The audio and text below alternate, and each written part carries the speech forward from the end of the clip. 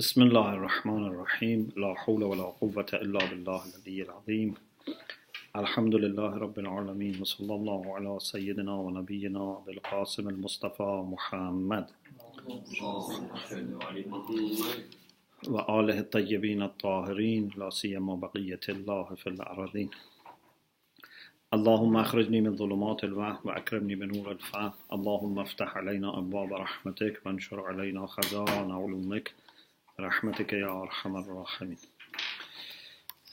Alhamdulillah, we have tawfiq to continue our study of mental existence, al-wujud al-dhihni, based on Bidayat al-Hikmah. As you remember, we said there are few objections raised by some philosophers or mutakallamin, theologians, about wujud al-dhihni. We mentioned two of them, and then we said there have been some attempts, but they were not successful.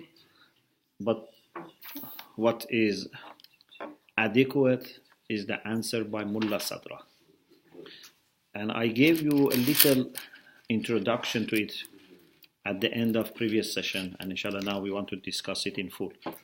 So just as a reminder, I mention again what were the two objections. The first objection was when something is understood by us, is conceived by us, because it is a mental image, so it is aras. It is something that happens to our soul. It is kayf nafsani. It's one type of quality which is aras and appears or happens to our nafs, soul. But it can be in the real world a substance. For example, a flower, a human being, a tree, a car. When we understand it, it has to be a still flower or it has to be the car. Yeah? So if it is Jawhar outside, it has to be Jawhar. Otherwise, they don't match. But on the other hand, every ilm, every knowledge is kayfa nafsani. It's something for me. It's accident, aras. So the first objection is that to accept wujud al-dhihni, mental existence, leads to unacceptable consequence, unacceptable consequence. And that is to have something that at the same time that it is Jawhar, it is araz. It is Jawhar because in the wujud al-kharaji, in the external existence, it can be Jawhar. Yeah? Of course, this objection comes with respect to the things which are outside Jawhar. If something outside is araz, this objection doesn't come. Okay? But if something outside, like a flower, a human being, a car, a book, a tree, outside is Jawhar, inside it has to be araz because it is something that happens to the soul as a quality for the soul. So they would not match. How can something be at the same time Jawhar and aras? The second objection was more difficult. According to Haji Sabzawari, it's as'ab, it's more difficult. Why? Because the first, you may somehow find an answer. You may say, okay, no problem. It is Jawhar, but the definition of Jawhar is mahiyatun idha wujidat fil kharij wujidat la fi mawdu. So something is Jawhar, but in the mind, in mental existence, can be aras. No problem. Outside is Jawhar. When it exists outside Jawhar. Inside, mind can be aras. Because aras is not a category. Aras is arazun am, is a general concept that is not essential. It's not James Fast, oh no. Because 9 accidental categories, yeah, are all top categories. They are not under aras. Yeah, it's not that we say Mahiya is either Jawhar or araz as two categories. We say Jawhar or araz, but araz is not a category. Jawhar or 9 accidental categories. Remember, Maghulat actually 10 categories. Okay. Inshallah, it will become clearer more, inshallah, in future. So, you remember what we said about this movie? Yeah? We said this book is a movie that when you watch all of it, it becomes clear. It's not that something that step by step you may understand. When you finish and then you review, inshallah, it becomes clear. So don't worry. If you study and do mubahasa and don't understand, don't worry. But if you don't study and don't do mubahasa and you don't understand, do worry. Okay. So, the first objection is not as difficult as the second. The second is a little bit more difficult. Why? Because it says, if something outside belongs to a category, even if it is aras, even if it is kayf, even if it is a kayf, it's a problem. Why? Because it can be kayf mahsus, and this is kayf nafsani. So how can something be both kayf mahsus and kayf nafsani? Kayf mahsus means something which is perceived by 5 senses or internal senses, yeah, like color. But knowledge is kayf nafsani. Nafs cannot have kayf mahsus. Kayf mahsus is for physical objects. So, even if something is aras, even if it is kayf, still there is problem. The first objection was not a problem if something was aras. Even if it was Jawhar, we solved the problem. So, the second objection is more difficult. Okay. After understanding these two objections, then we mentioned few attempts, few answers which were not adequate. Now we go to the answer by whom? Mullah Sadra, rahmatullah alayhi. Mullah Sadra, in his books, for example, in Aswar, in volume 1, because volume 1 of Aswar is mostly about existence, about wujud. So he offers a solution based on a distinction that we have to make between al-haml al-awwali al-dhati wal-haml al-sha'i' al-sana'i. Before I mention what is his answer, I remind you again of these two types of haml. When we say A is B in a statement, in al-qadiyatul hamliya, okay, when you have subject and predicate, sometimes we say A is B because A and B are identical in concept, and therefore in existence they can be also. Basically, the idea is that they are the same thing. For example, you say al-insanu haywanun natiq, or al-insanu haywanun, al-insanu natiqun, al-insanu insanun. This is all hamla awwaliya zati. You are just bringing another concept which is the same, or essentially there is a unity between them. Maybe it's gens, maybe it is fast, maybe it is no. Okay?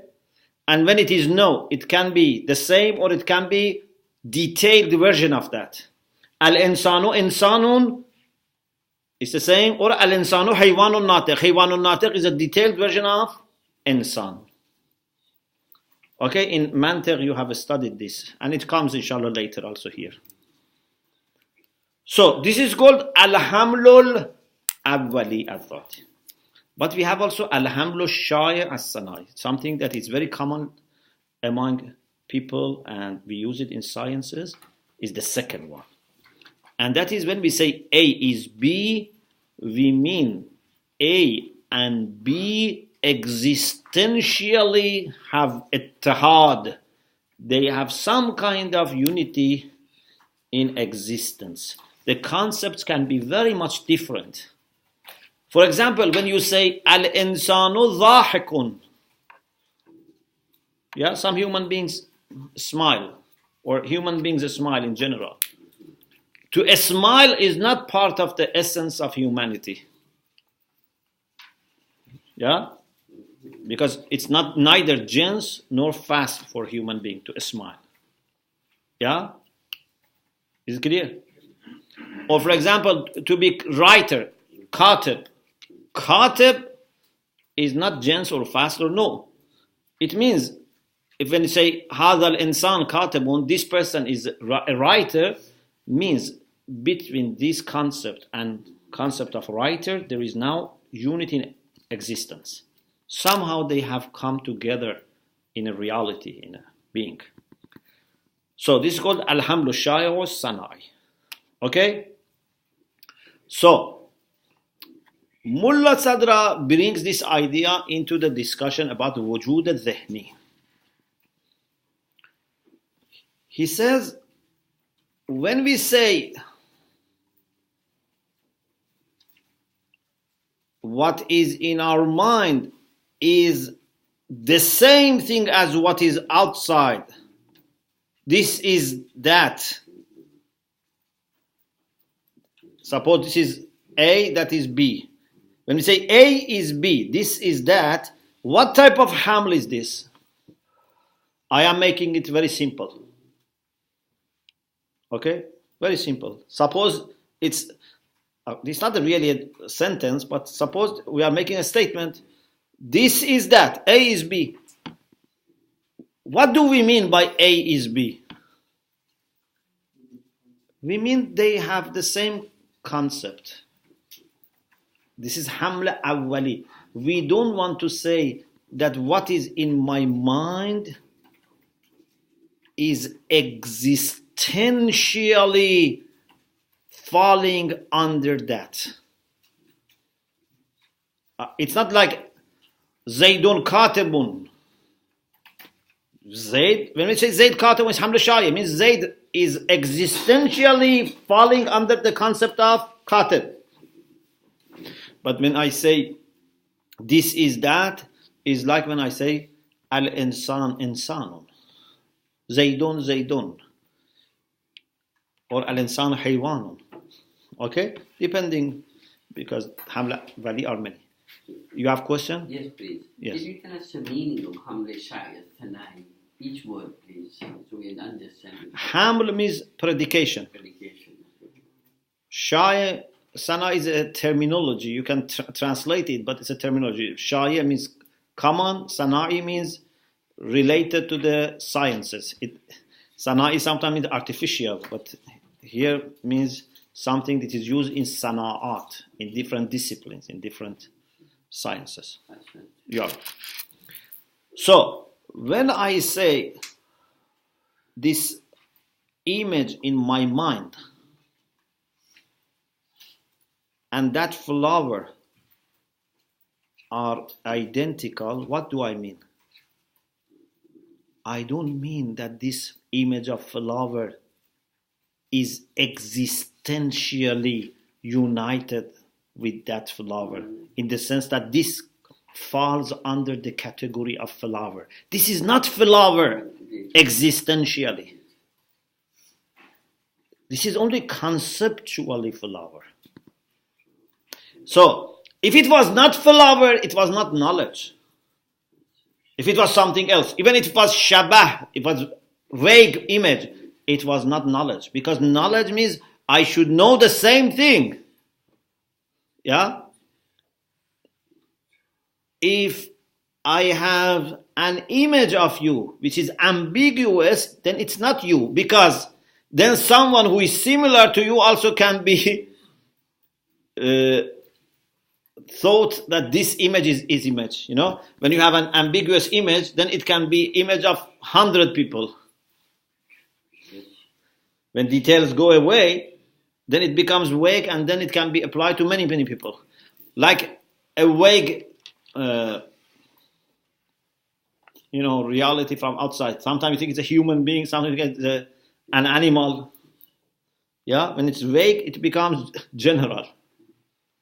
Okay? So, when an image is my mind, a flower, this is the same as flower outside, but this is hamla awwali, means in concept they are the same.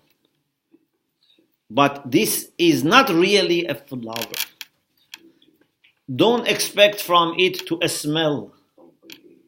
Don't expect from it that you can touch it. It would occupy space. No. Because this is not bil haml al-shayi' flower. It's only bil haml al-awwali. Is it clear? Yes? Okay. So, if you don't mind, we go to the text and see how Allama Tabatabai has explained this. Tell us where you're reading from. ومنها ما ذكره صدر المتألهين رحمة الله عليه ورحمه الله في كتبه. My book is 41, but yours might be different. Did you find it? Yeah. ومنها ما ذكره صدر المتألهين. One of the answers is what has been given by Sadrul Muta'allihin. Sadrul Muta'allihin means the one who is on the top of Muta'allih means theologians, This is a title that other people gave him. His name was Sadruddin, but then they called him Sadr. في كتبه, in some of his books. وهو, this is the core of Mullah Sadra's answer. The core of his answer is الفرق في إيجاب الاندراج بين الحمل الأولي بين الحمل الشائع. The difference between حمل أولي and حمل شائع with respect to انdraj. Look how I translate. Between حمل أولي and حمل شائع, there is a difference in انdraj. What we mean by انdraj, this is a few times repeated. Endaraj means to fall under something. Endaraja, yandaraju means to fall under something. Pardon?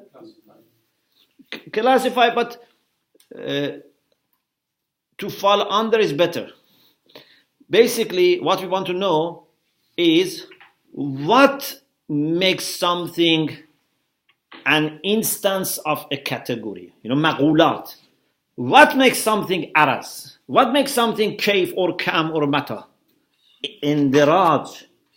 Indiraj means to become an instance of something. So if something wants to become kayf or kam or anything, or if something wants to become apple, wants to become orange, has to be orange or apple bil haml shayi'. It has to be existentially apple. Otherwise, just the concept of apple is not apple. You say, oh, this is contradiction. You say concept of apple is not apple. No, this is not contradiction. Concept of apple is not apple. If you understand this,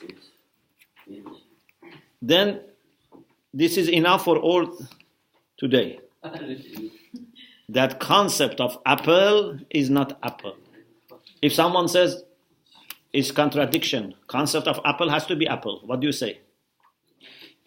It's in your mind. Pardon? It's not real, it's in your mind. Because if concept of apple is not apple, so then what is the difference between concept of apple and concept of orange? We say, concept of apple is apple, yes, but just conceptually. Otherwise, concept of apple is not really an apple. You cannot eat concept of apple. You cannot smell concept of apple. Indeed. Do you understand the difference? So it is concept of apple. It is true. So whenever we discuss, people who go, for example, and study apple, yes, they always talk about concept of apple. But they use the concept of apple as a mirror so that they can look at real apples. Yeah, we cannot talk about real apples. I cannot bring real apples to my mind or your mind or to the book or to the speech. Yeah? But God has given us the ability to have concepts of things, and therefore we talk about them, we study them, but we are able to direct our conversation and study to the real apple without bringing real apple to the mind. This is the beauty of mind. We are not thinking about imaginary things because it's different from imagination. So we are talking about real things. We can be so accurate that we can make, based on these discussions, studies, we can make a spaceship and send, to the moon. So we are not talking about confusion or imagination, but at the same time, we are using only concepts, but the concept which 100% can refer to the realities. So the concept of apple is very helpful. We can, through that, study apple, talk about apple, but please never forget, concept of apple is not apple. So all the problems you mentioned about wujud al-zihni is that you thought apple comes to my mind and then say apple is jawhar and image is kayf nafsani. How can something be both jawhar and kayf nafsani? But apple doesn't come to my mind. Concept of apple. Okay, so apple bil haml al-awwali comes to my mind, not apple bil haml al-shayah.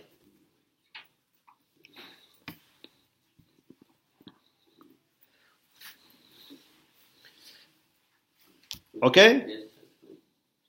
So whatever from now you learn is extra bonus for today. Okay. So الفرق في إيجاب الاندراج بين الحمل الأولي وبين الحمل الشاذ. The difference, the distinction with respect to requiring اندراج, there is a difference between what? حمل أولي and حمل شاذ. فالثاني يوجبه دون الأول. The second means حمل شاذ. يوجب الاندراج. يوجبه means يوجب الاندراج. حمل الشاذ requires, makes necessary what? الاندراج. Because حمل الشاذ means something is really apple, so must fall under category of apple or the class. Pardon? What does indiraj mean? To fall under something, to be an instance of something, to become an individual of something. That is indiraj.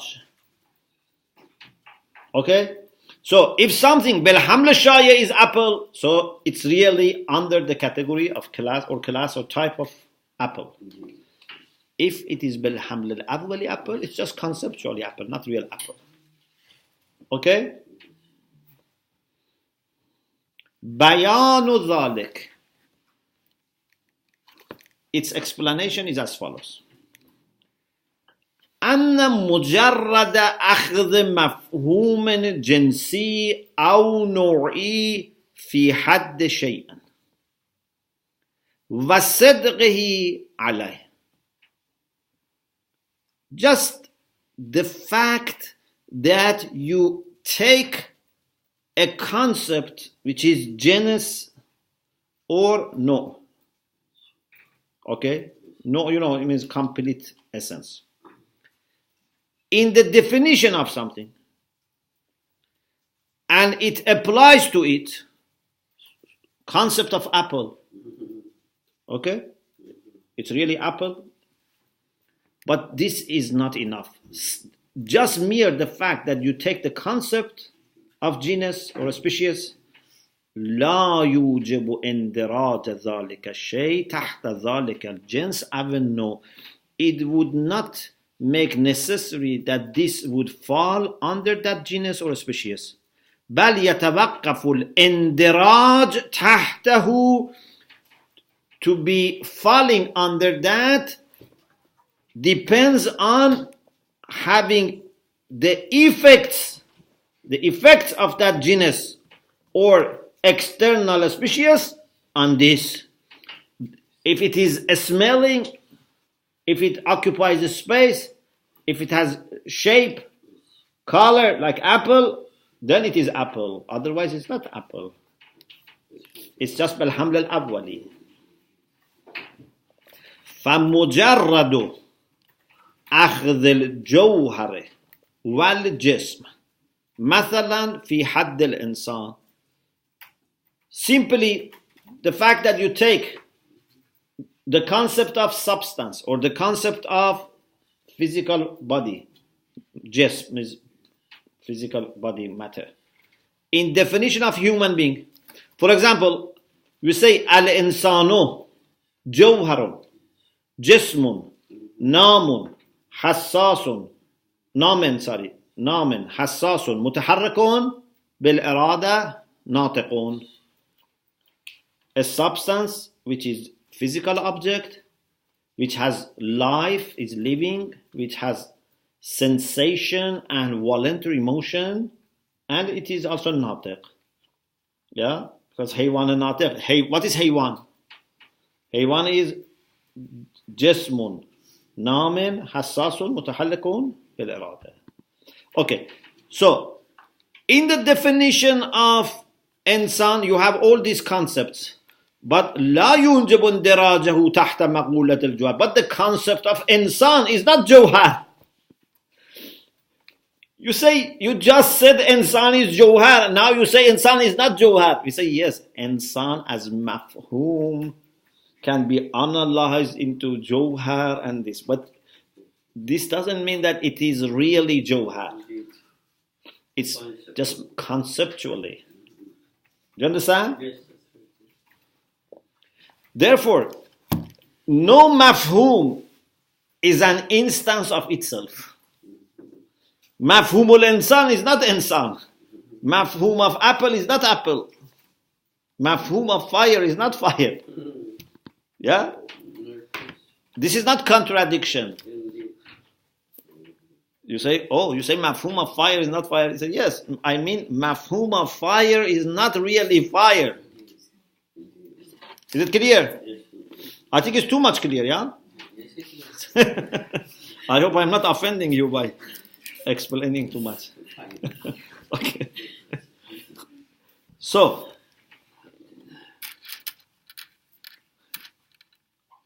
فَمُجَرَّدُ أَخْذِ الْجَوْهَرِ وَالْجِسْمِ مثلا, and then he gives the example of like الإنسان جوهر جسم نام حساس متحرك بالإرادة ناطقون لا يوجب اندراجه تحت مقولة الجوهر أو جنس الجسم. It doesn't make it fall under the category of substance or just physical matter. حتى يكون موجودا لا في موضوع, so that it has to be a being which doesn't exist in a subject because it is substance, and it has to have 3 dimensions because it is just, and so on and so forth. The same is with sath. When you want to define surface, what is surface? You say it's kamme muttasile qarruzat, which has 2 dimensions. Line has just 1 dimension. These are concepts, but they don't really become sath. The concept of sath has no surface. Yeah, the concept of surface has no surface. Then he says, لو كان مجرد صدق مفهوم, after 2-3 lines, لو كان مجرد صدق مفهوم على شيء, if just simply the fact that a concept can be applied to something, if this simple fact was enough to make it fall under the category of that concept, then every concept was an instance for itself. Apple was an instance for apple, means apple was a real apple, the concept of apple. The concept of human being was a human being. The concept of human being is not a human being. Yes? The concept of water is not water.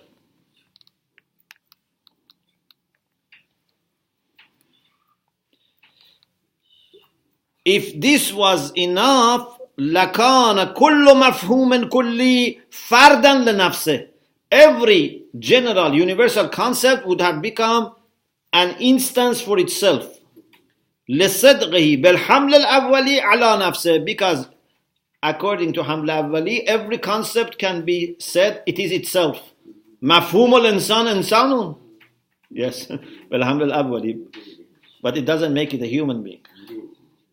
فَالْإِنْدِرَاجِ. So, to fall under something, to be an instance of something, it's a matter of having the athar, the effects.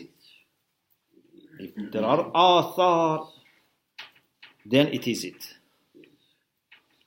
فَالْإِنْدِرَاجِ يَتَوَقَّفُ عَلَى تَرَتُّبِ الْآثَارِ. Indiraj depends on having athar, effects. And when do you have athar?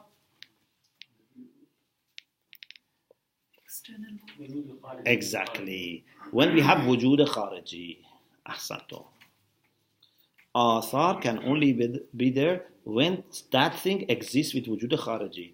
If it is only in the mind, bil wujud al-dhihni, it doesn't have athar. Apple, fire, ice, water in mind, bil wujud al-dhihni, has no athar. Fatabayyana. So it became clear. Allama Tabatabai has trust in you. It says tabayyana. It has become clear, yeah? He has trust in that you understand, inshallah. أن الصورة الذهنية غير مندرجة تحت ما يصدق عليها من المقولات.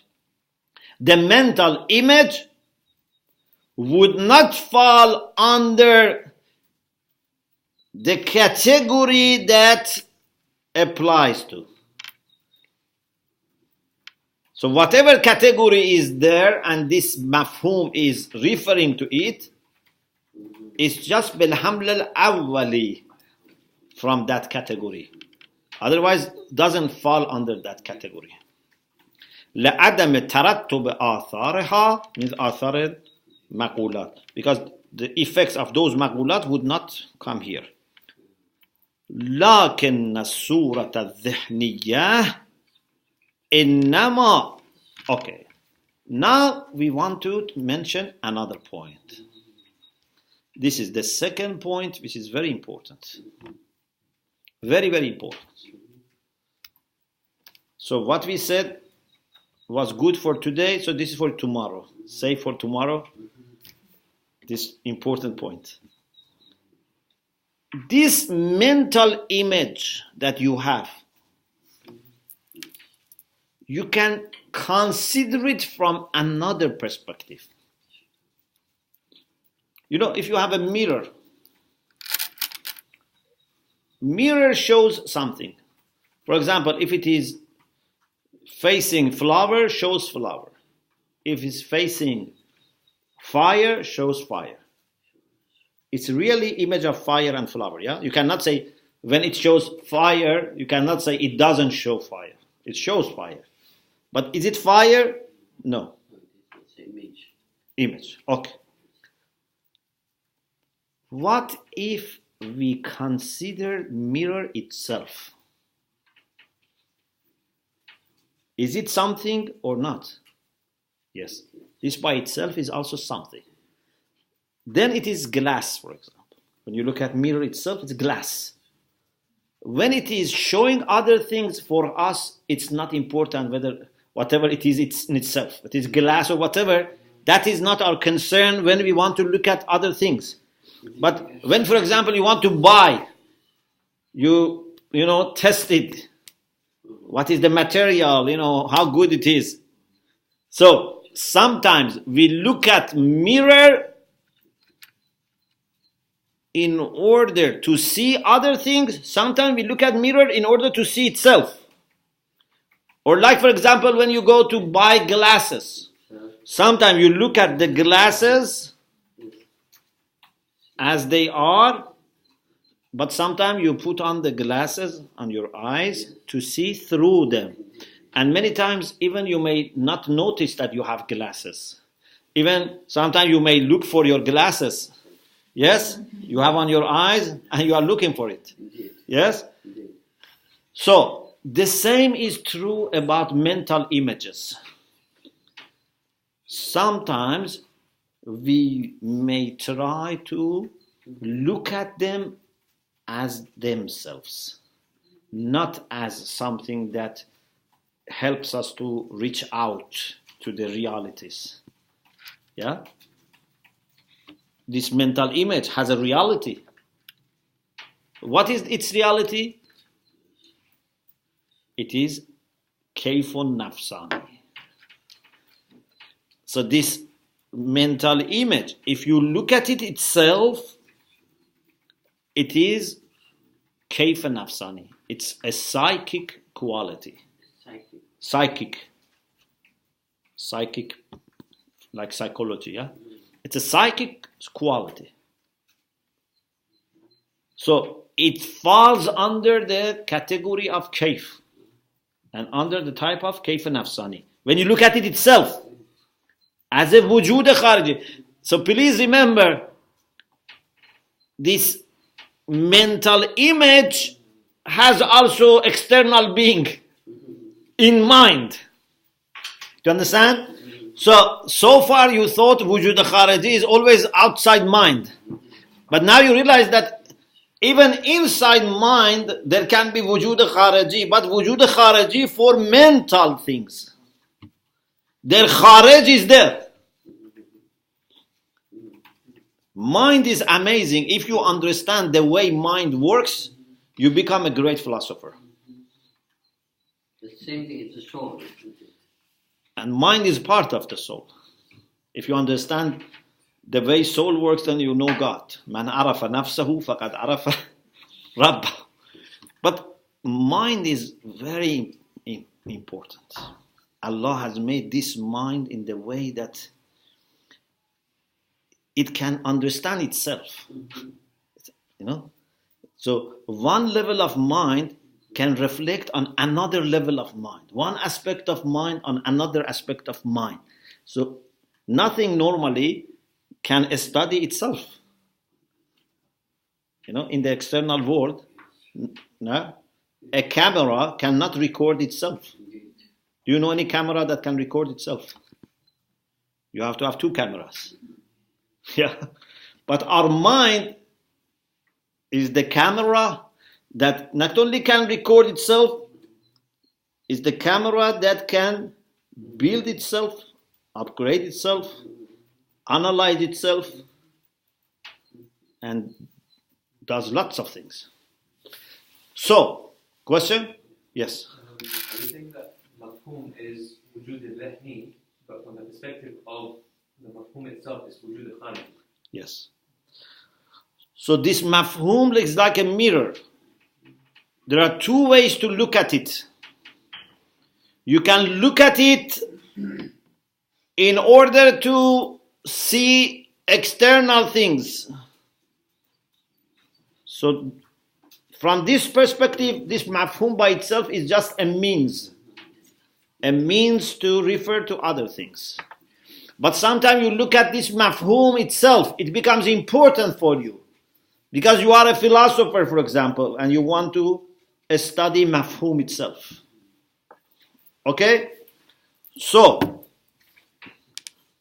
لكن الصورة الذهنية, this mental image, أنما لا تترتب عليها آثار المعلوم الخارجي, it would not have the effects of external object which is known, من حيث هي وجود مقيس إلى ما بحذائها من الوجود الخارجي, insofar as it is compared and considered in relation to external being.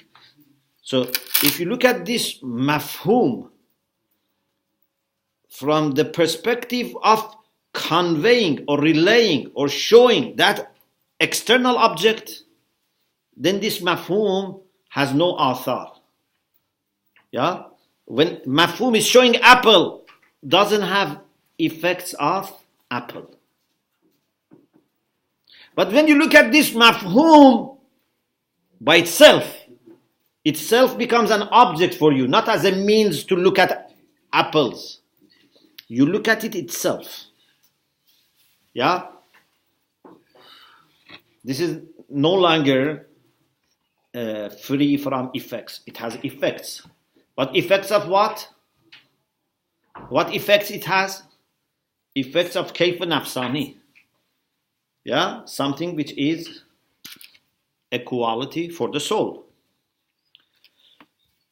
أما من حيث إنها حاصلة للنفس, but from that aspect that it is something which has happened to the soul, حالا أو ملكة, إما it is a transient condition for the soul or established. You know, malaka and hal. In akhlaq also we had this. Hal is temporary, malaka is like permanent. Although when we say permanent, not necessarily eternal, but means it's established. It's not quickly changing. Okay? So, sometimes a person is really generous. It's a permanent quality. Sometimes a person for few hours is generous. Sometimes a person is always kind. Sometimes a person is only for few days kind. So this is hal. Hal means temporary for a short period of time. But malaka means established. Yeah? Malakatun rasikha. Like adala, we said, is malakatun rasikha, which stops doing sins. Okay. So, if you look at this mental image from this perspective, it is a condition which is either temporary or permanent for the soul. It's a quality for the soul. تَطْرُدُ عَنْهَا الْجَهْلَ. This quality, when it is there, removes ignorance. It's knowledge. Soul, without this, is ignorant, and with this is alim. Of course, with respect to this point, it doesn't become alim of everything, but with respect to this point. So you mean the temporary qualities can also the soul give temporary input as well as permanent input? Yeah. How does it temporary? Like for example, you are sad. Mm-hmm. Yes. This can be temporary. You didn't see your teacher for a few minutes, you are sad. Or it can be permanent. Okay? So, conditions of the soul can be temporary or permanent. Okay? So, فَهِيَ وُجُودٌ خَارِجِيٌّ مَوْجُودٌ النَّفْسِ. So, this mental image, from this perspective, is external being. When you look at it itself, it's not wujud al-zihni anymore. You are looking at the mirror itself. You are looking at the glasses themselves. Okay? This mental image itself is wujud al-khariji. Don't say it is in zihn. It's kharij in zihn. You understand? Kharij is not only outside. Even in mind, if you look at something as it is, not as it is an image, as it is, it becomes khariji. Okay? It's very interesting, point. It's very interesting. فهي وجود خارجي موجود للنفس. This is an external being, but it exists for the soul. Why we say موجود للنفس?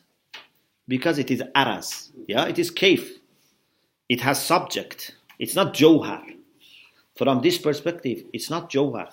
It exists for nafs. It's a condition, either temporary or permanent, for nafs. Is it clear or not? Like when you are sad, when you are happy, when you are alim, these are conditions for nafs. Na'itun laha.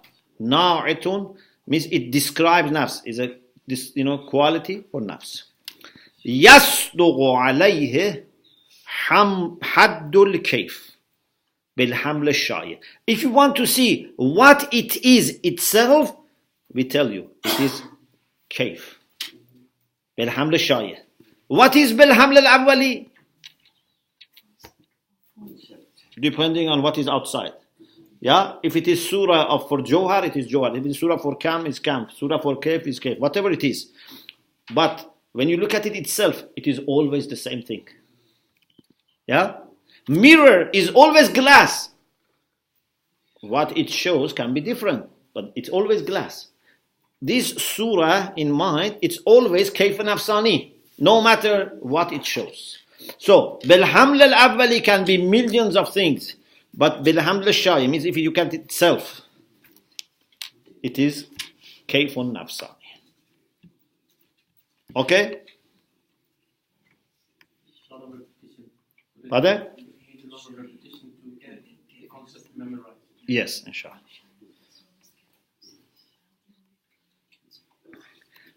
Wahuwa annahu. What is its definition? Aradun la yaqbalu qismatan wala nisbatan lidhati. This is the definition of quality, kayf. Because there are 9 accidental categories. Yeah, maqulatul ash are 10. 1 is jawhar, 9 are arazi. Philosophers, logicians, in order to single out kayf, they want to exclude kam and all other maqulat al-arazi. Kam yaqbalul qismah, all other also accept nisbah, they have relation, like mata and yaf'al and yanfa'il, jada, all of them have nisbah, relation. So kam is neither admitting division nor relation. Do you understand? Because all maqulat arazi are either accepting relation or they are like kam, division, they can be divided, except kayf. Kayf is something that is neither accepting division nor relation.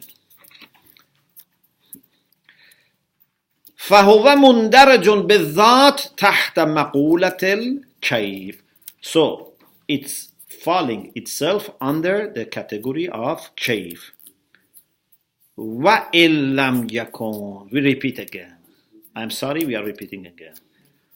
Although in itself, we said it's in itself it's kayf, but from that perspective that it is mental existence related compared to something outside, is not falling under that category. وَإِن لَمْ يَكُنْ من جهة كونه وجودا ذهنيا مقيسا إلى الخارج داخلا تحت شيء من المقولات.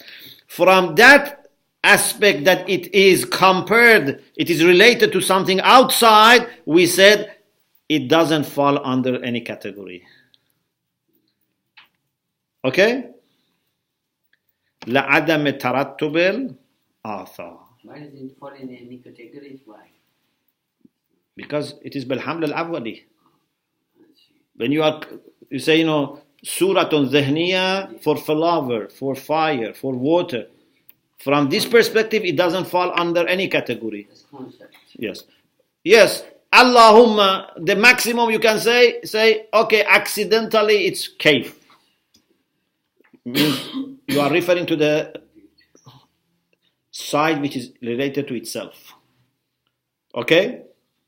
So if you bring that side, that consideration about itself, that's okay, it's kayf. But from perspective of wujud al-dhihni, it's not falling under any category. So, بهذا البيان يتضح. I don't know, shall I give you a little break? 5 minutes break and then inshallah we can. Alhamdulillah Rabbil Alamin.